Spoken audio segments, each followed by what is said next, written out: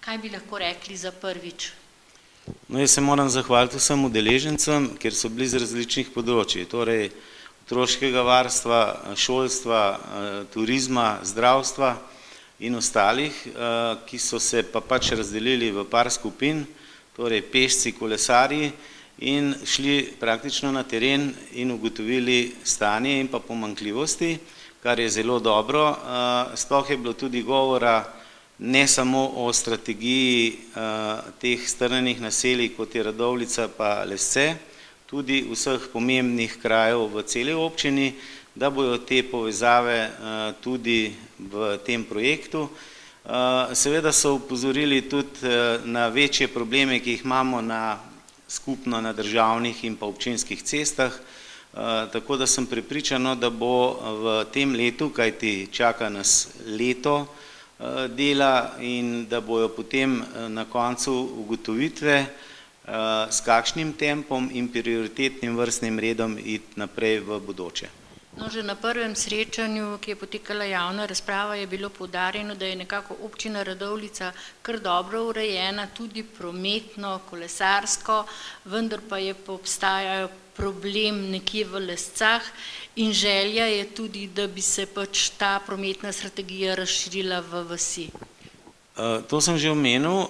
seveda problem ni samo v Lescah, ampak praktično so problemi po vseh večjih krajih in to je bilo izpostavljeno. Seveda najprej se mi zdi, da je potrebno zaščititi pešce, potem kolesarje in tako naprej,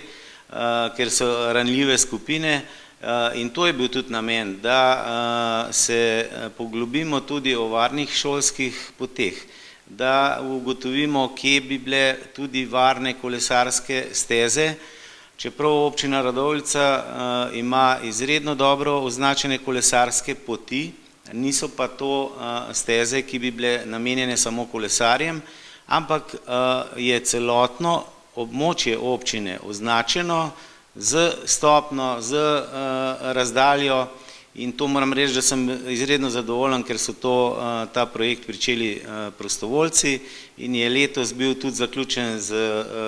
enotnimi paneli, da se lahko kolesarji ustavijo na določenih točkah in pogledajo, kam, po kateri poti in težavnosti pridejo do svojega cilja. Vzpostavljen pa je bil tudi prometni poligon okrog šol.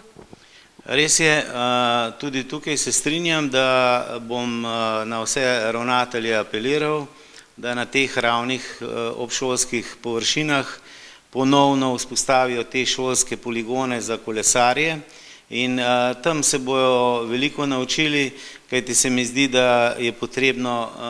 precej prej, preden grejo na cesto, natrenirati na varnih poligonih.